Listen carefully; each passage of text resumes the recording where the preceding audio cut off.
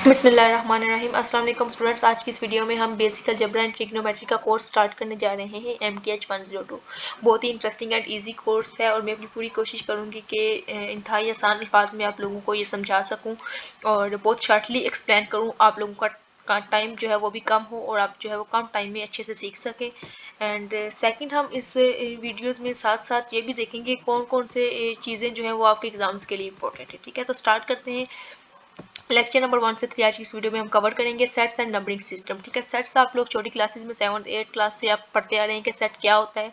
तो सबसे पहले हम इसकी डेफिनेशन देख लेते हैं। Set is an unordered collection of distinct object. ठीक है, जब हम किसी भी ऑब्जेक्ट की कलेक्शन करते हैं, ठीक है, कलेक्ट करते हैं, उसकी जो कलेक्शन होती है उसको हम क्या कहते हैं, सेट। और जो उसके एलिमेंट्स होते हैं जिनको हमने कलेक्ट किया होता है वो उसके जो जिन चीज को हमने कलेक्ट किया होता है वो उसके क्या होते हैं, एलिमेंट्स होते हैं। फॉर एग्जाम्पल, अगर हम कुछ स्टूडेंट्स ले लें, ठीक है, स्कूल के, ठीक है, अगर उनको हम कलेक्ट करें, ठीक है, फॉर एग्जाम्पल हमने 9th क्लास के स्टूडेंट्स ले लिए, ठीक है, तो वो जो 9th क्लास के स्टूडेंट्स होंगे वो क्या होंगे, हमारे पास सेट्स होंगे। वो किस चीज़ का सेट है, हमारे पास क्लास 9th के जो स्टूडेंट्स हैं उनका एक हमारे पास सेट बन जाएगा। ठीक है, और जो वो स्टूडेंट होंगे वो क्या होंगे, उसके एलिमेंट्स हो जाएंगे। ठीक है, या फिर आप ये एग्जाम्पल ले लें कि अगर हम 9th क्लास की बुक्स को ले लेते हैं, ठीक है, तो उन बुक्स को जो हमने कलेक्ट किया है वो हमारे पास क्या हो गया, एक कलेक्शन हो गया। ठीक है, तो उस कलेक्शन को हम क्या कहेंगे, हमारे पास ये एक सेट है। किस चीज़ का सेट है, 9th क्लास की कोर्स की बुक्स का सेट बन जाएगा। ठीक है, तो ये आपके पास सेट हो जाता है। ठीक है, तो यहाँ पे उन्होंने एग्जांपल डिफरेंट दी हुई है, आपने रीड कर लेनी है। The collection of person living in Lahore is a set. Lahore में रहने वाले जो पर्सन हैं उनकी कलेक्शन को हम एक सेट कहते हैं और हर फर्द जो लाहौर में रहता है वो उसका क्या होता है, एक एलिमेंट होता है। नेक्स्ट आपके पास स्टूडेंट है, मोस्ट इंपॉर्टेंट चीज जो आपके एमसीक्यूज के लिए आप लोगों ने मस्ट याद करनी है। Sets are usually designated with capital letter. Set को हमेशा कैपिटल लेटर के साथ रिप्रेजेंट किया जाता है और जो उसके एलिमेंट्स होते हैं उनको लोअर केस लेटर से रिप्रेजेंट किया जाता है। फॉर एग्जाम्पल, अगर हमारे पास अगर 4 लेग डॉग्स हैं, ठीक है, तो उनको जो डॉग का सेट बनेगा उसको हम कैपिटल डी के साथ रिप्रेजेंट करेंगे और जो हर डॉग इंडिविजुअल एक एक जो इसका अंदर डॉग आएगा उस सेट के अंदर हर डॉग जो होगा वो उसको हम स्मॉल लेटर डी से रिप्रेजेंट करेंगे। फॉर एग्जाम्पल 4 डॉग है तो D1 D2 D3 D4 से रिप्रेजेंट करेंगे और जो डी होगा वो स्मॉल लेटर में होगा। ठीक है, तो ये एमसीक्यूज के लिए इंपॉर्टेंट है। नेक्स्ट स्टूडेंट आपके पास रोस्टर मेथड है। ये इसकी अक्सर जो है वो डेफिनेशन पेपर में वो पूछ लेते हैं कि डिफाइन रोस्टर मेथड, तो आपको इसकी डेफिनेशन आनी चाहिए और ये भी पता होना चाहिए कि ये रोस्टर मेथड क्या होता है। ठीक है, roster method of specifying a set consist of surrounding the collection of element with braces. ठीक है, तो इसमें क्या होता है कि जो सेट के एलिमेंट्स होते हैं वो ब्रेसेस के अंदर लिखे हुए होते हैं इस तरीके से। ठीक है, तो ये आपके पास सिंपली रोस्टर मेथड होता है। ठीक है, और जो आम मतलब सिंपल फॉर्म में अगर आपके पास सेट लिखा होता है इस ब्रेसेस में तो उसको हम रोस्टर मेथड कहते हैं। ठीक है, और जो सेट बिल्डर नोटेशन होती है उसमें स्टूडेंट क्या होता है, उसके में सबसे पहले आपके पास वेरिएबल लिखा होता है, देन आपके पास एक वर्टिकल बार होती है, देन आप डिस्क्रिप्टिव स्टेटमेंट होती है। ठीक है, तो ये जो इस तरह का आपके पास होता है वो सेट बिल्डर नोटेशन होती है। तो इन दोनों में डिफरेंस आपको पता होना चाहिए। ठीक है, और ये जो वर्टिकल बार होती है इसको हम क्या रीड करते हैं, सच दैट। तो एज एमसीक्यूज ये पॉइंट इंपॉर्टेंट है। इसके वर्टिकल बार जो descriptive set set builder notation में जो वर्टिकल बार होती है उसको हम क्या रीड करते हैं, such that.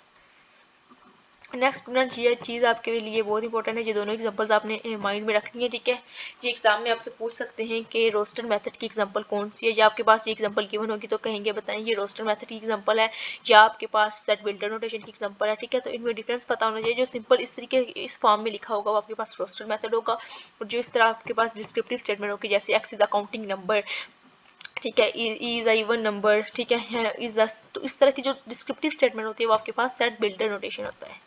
Okay, I hope कि आपको पॉइंट्स समझ आ रहे होंगे। नेक्स्ट स्टूडेंट आपके पास है एम्प्टी सेट और नल सेट। एम्प्टी सेट या नल सेट ऐसे सेट को कहते हैं जिसमें आपके पास कोई एलिमेंट नहीं होता। जैसे आपके पास अगर और इसको इस साइन से रिप्रेजेंट करते हैं, ठीक है, तो आपको पता होना चाहिए कि किस साइन से इसको रिप्रेजेंट करते हैं, एज एमसीक्यू आपसे पूछा जा सकता है। नेक्स्ट हमारे पास यूनिवर्सल सेट है। यूनिवर्सल सेट एक ऐसा सेट होता है जिसमें आपके पास तमाम एलिमेंट्स जो है वो आप में गिवन हो। ठीक है, तो इसको एग्जांपल से ये डिपेंड करता है कि आप किस चीज़ से डील कर रहे हैं, किस किस्म के आपके पास सेट हैं।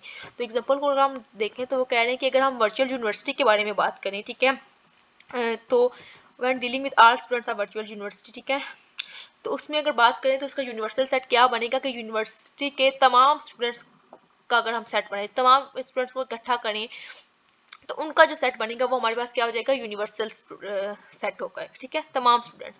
और अगर फिर उसमें से डिफरेंट सेट बनेंगे, कुछ अगर एक ए सेट बनाए तो वो ऑल कंप्यूटर टेक्नोलॉजी स्टूडेंट्स का ए सेट बन जाएगा। फर्स्ट ईयर के स्टूडेंट्स का सेट बना सकते हैं, बी उसको नाम दे दिया है, सेकेंड ईयर के स्टूडेंट्स का सी, तो उसके आगे हम डिफरेंट सेट बना सकते हैं, ठीक है।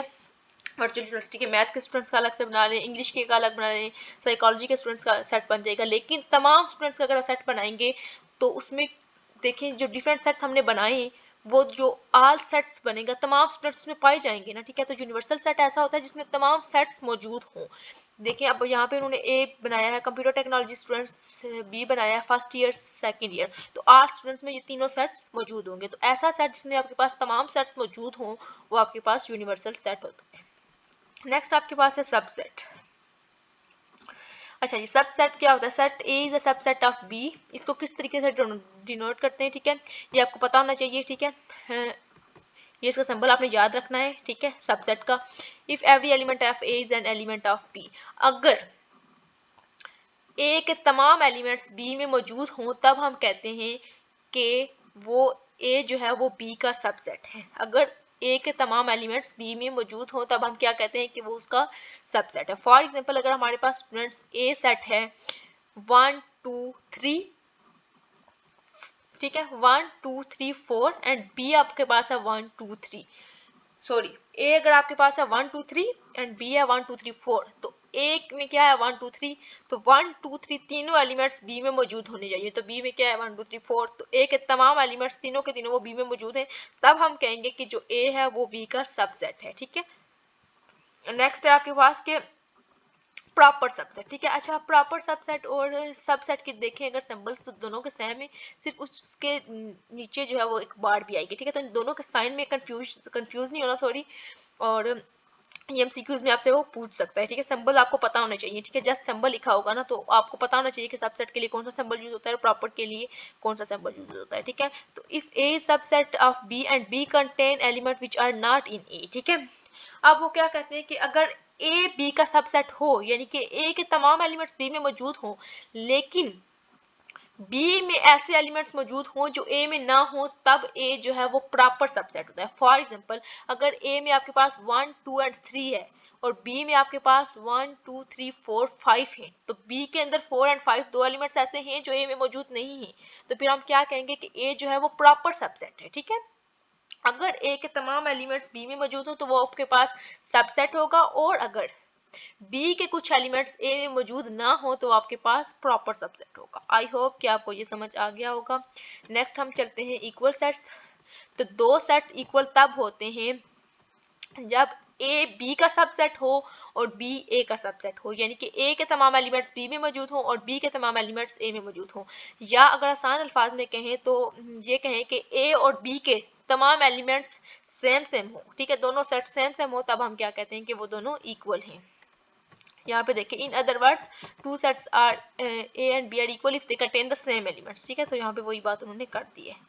नेक्स्ट वन आपके पास इंटरसेक्शन है।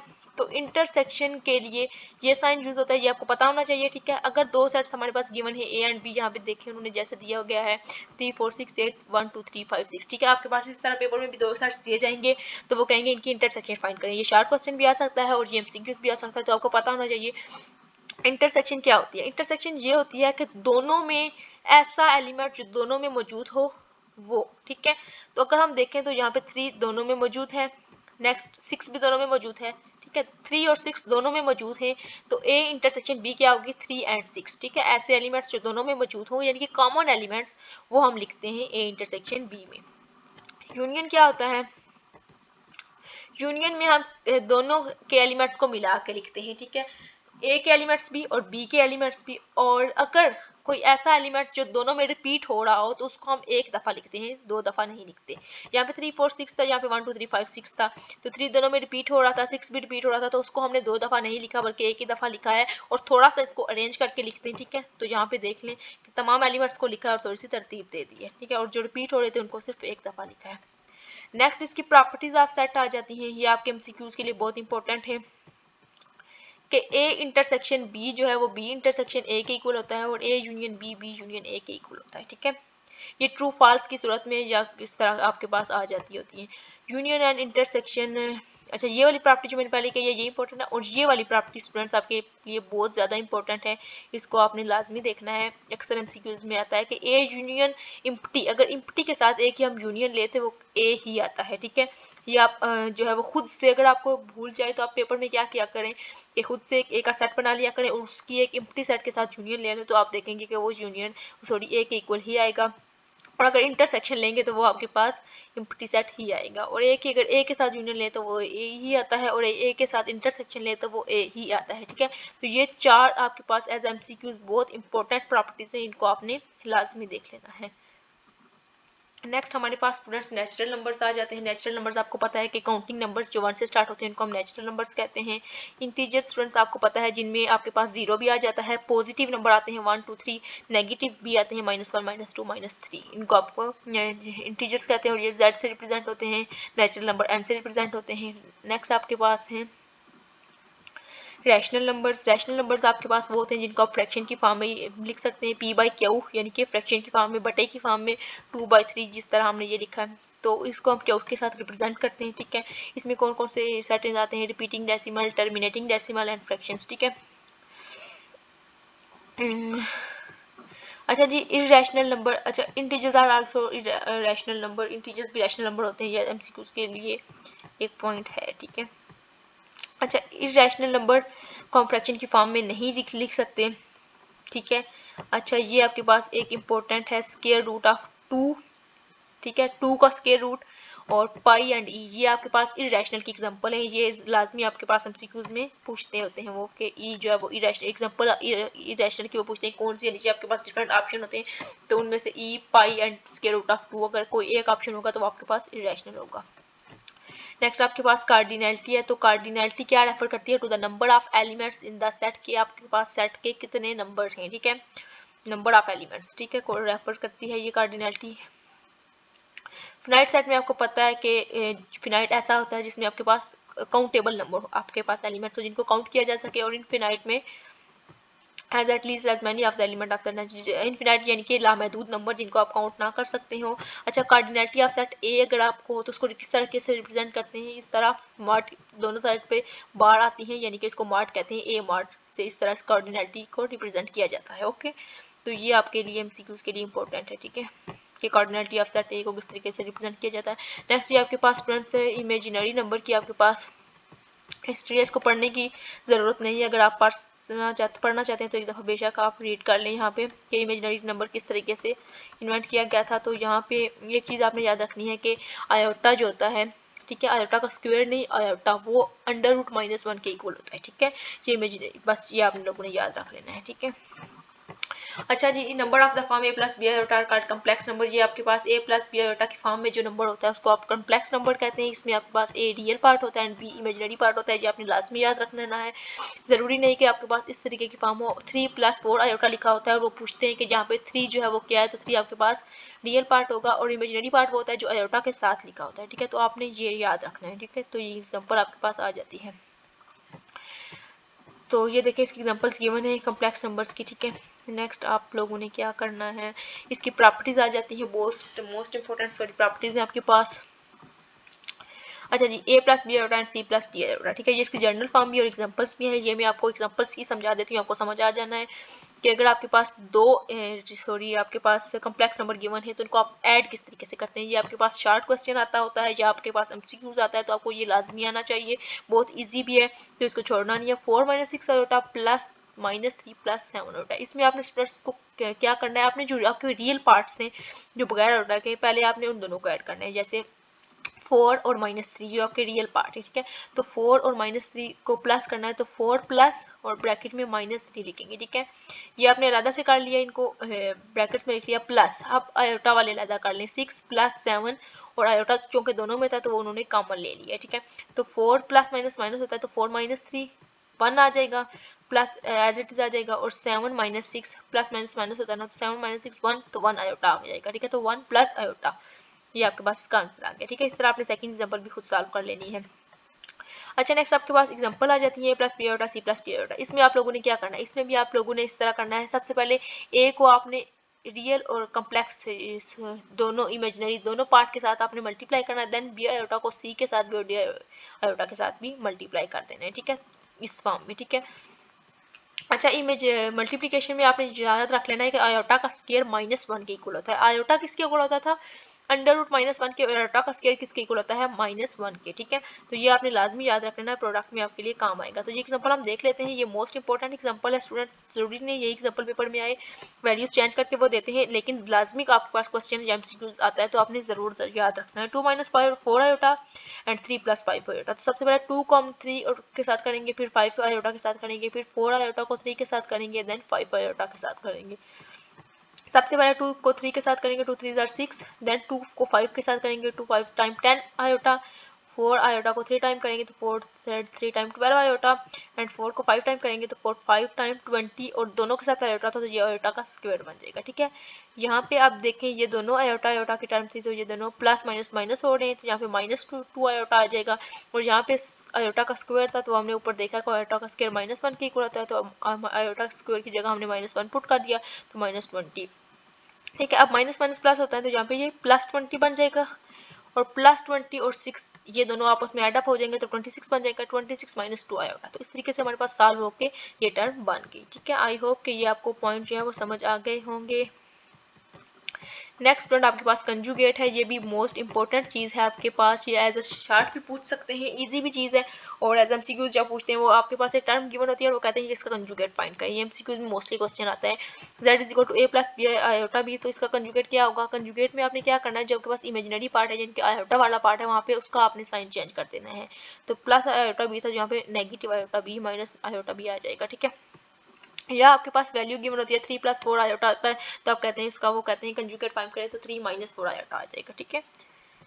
तो नेक्स्ट इसकी प्रॉपर्टीज आ जाती हैं, इनको आपने लाजमी देख लेना है कि अगर हम किसी का डबल कंजुगेट लें तो वो किसके इक्वल होता है, वो आपके पास उसी नंबर के इक्वल आ जाता है, ठीक है। तो अगर कंजुगेट के साथ मल्टीप्लाई करेंगे तो वो एक रियल पार्ट बनेगा, तो उसमें अगर कंजुगेट ऐड करेंगे तब भी रियल बनेगा, और माइनस करेंगे तो इमेजिनरी में आ जाएगा, ठीक है। ये रिजल्ट आपने प्रॉपर्टीज याद कर लेनी है, एमसीक्यू ये इंपॉर्टेंट है, स्पेशली पहली दो प्रॉपर्टीज।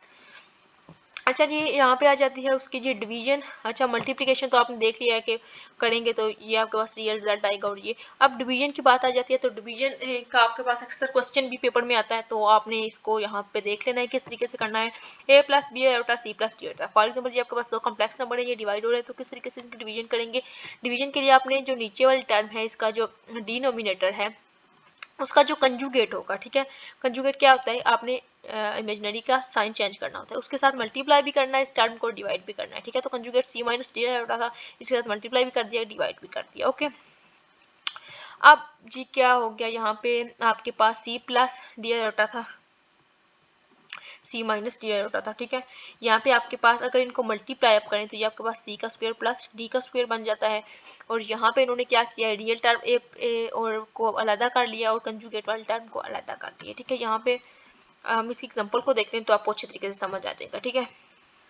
3 + 11 आयोटा था और -1 - 2 आयोटा था, इसका कंजुगेट अगर उन्होंने लिया है तो -1 + 2 आयोटा आ गया, तो मल्टीप्लाई और डिवाइड दोनों कर दिया इसके कंजुगेट के साथ। ऊपर वाली दोनों टर्म को यहाँ पे इन्होंने देखे लिख लिया है और नीचे वाले टर्म को नीचे लिख लिया। अब इन दोनों को उन्होंने किया है मल्टीप्लाई, किस तरीके से मल्टीप्लाई किया ये हमने पीछे सीख लिया था, मल्टीप्लाई किस तरीके से करते हैं। 3 को -1 के साथ किया, -3 आ गया, फिर 3 को 2 आयोटा के साथ किया तो 6 आयोटा आ गया, 11 आयोटा को -1 के साथ किया तो -11 आयोटा आ गया, और 11 को जब 2 के साथ करेंगे तो 11 2 टाइम 22 और आयोटा दोनों के साथ था तो 22 आयोटा का स्क्वायर आ गया, ठीक है। नेक्स्ट नीचे टर्म को भी इसी तरह उन्होंने मल्टीप्लाई कर लिया है, -1 को -1 के साथ किया तो 1 आ गया, -1 को 2 आयोटा के साथ किया तो -2 आयोटा आ गया, -2 आयोटा को -1 के साथ किया तो माइनस माइनस प्लस होता है, 2 आयोटा आ गया, और फिर 2 आयोटा -2 आयोटा को +2 आयोटा के साथ किया तो ये आपके पास -4 आयोटा का स्क्वायर आ गया, ठीक है। अब यहाँ पे आयोटा स्क्वायर की जगह उन्होंने ये वैल्यू पुट किया, यहाँ पे इन दोनों को उन्होंने सब्ट्रैक्ट किया तो -5 आयोटा आ गया, यहाँ पे ये दोनों कट गए, -4 और आयोटा की जगह -1 आ गया। यहाँ पे इसको थोड़ा सा उन्होंने सिंप्लीफाई किया, ये अगर आप खुद कर लें तो आपकी बहुत मेहरबानी होगी, ठीक है, बहुत ईजी है। तो आफ्टर सॉल्व आउट ये आपके पास इस तरीके की -5 - आयोटा आपके पास टर्म बन जाएगी, ठीक है। नेक्स्ट आपके पास एब्सोल्यूट वैल्यू या मॉडुलस किस तरीके से फाइंड किया जाता है। कॉम्प्लेक्स नंबर का बहुत इजी है, कॉम्प्लेक्स नंबर आपके पास होता है z = a + b आयोटा, तो उसका मॉडुलस किस तरीके से फाइंड करेंगे जी, अंडर रूट ले लेंगे और स्क्वायर ले लेंगे, ठीक है। a + बी जो आपके पास इमेजिनरी पार्ट है इसमें आयोटा नहीं आपने कंसिडर करना, ए और बी, ठीक है। फॉर एग्जाम्पल अगर 3 + 4 आया था तो 3 का स्क्वायर + 4 का स्क्वायर और ऊपर अंडर रूट आप उसके ले लेंगे, ठीक है। जैसे कि ये आपके पास एग्जांपल है -2 + 5 होता है तो उसका मॉडुलस या एब्सोल्यूट वैल्यू किस तरीके से फाइंड करेंगे, 2 का स्क्वायर + 5 का स्क्वायर अंडर रूट, ठीक है। तो 2 का स्क्वायर 4 + 25, जब इसका अंडर रूट ले तो अंडर रूट 29 ये इसका आ जाएगा मॉड, ठीक है। तो जी तो स्टूडेंट्स यहाँ तक आज हमारी वीडियो कंप्लीट हो गई है, ठीक है। लेक्चर नंबर 1, 2, 3 आज हमने जो है देखा है, ठीक है। तमाम चीज़ें कवर किए 20 मिनट्स में इंशाल्लाह। देखें हम लोगों ने जो है इसके 3 लेक्चर्स कवर कर लिए हैं और मेरी जो है वो मुझे पूरा यकीन है कि आप लोगों को जो है ये इसमें कोई कन्फ्यूजन नहीं हुई होगी, आपको अच्छे से समझ आ गया होगा। अगर आपको कोई चीज़ जो है वो कन्फ्यूज़ कर रही है, कोई पॉइंट आपका जो आपको क्लियर ना हुआ हो तो आप मुझसे कमेंट सेक्शन में पूछ सकते हैं। इंशाल्लाह मैं कोशिश करूँगी कि आपको रिप्लाई करूँ और आपका वो पॉइंट जो है वो क्लियर कर सकूँ, ठीक है। इंशाल्लाह नेक्स्ट वीडियो में हम लेक्चर नंबर 4 से 7 देखेंगे, ठीक है। अगर वीडियो अच्छी लगी हो, आपको समझ आ गया हो तो आप मेरी वीडियो को लाइक कीजिएगा, मेरे चैनल को सब्सक्राइब कीजिएगा। इंशाल्लाह नेक्स्ट वीडियो में हम नेक्स्ट लेक्चर को कवर करेंगे। Thank you so much and best of luck. अल्लाह हाफिज़।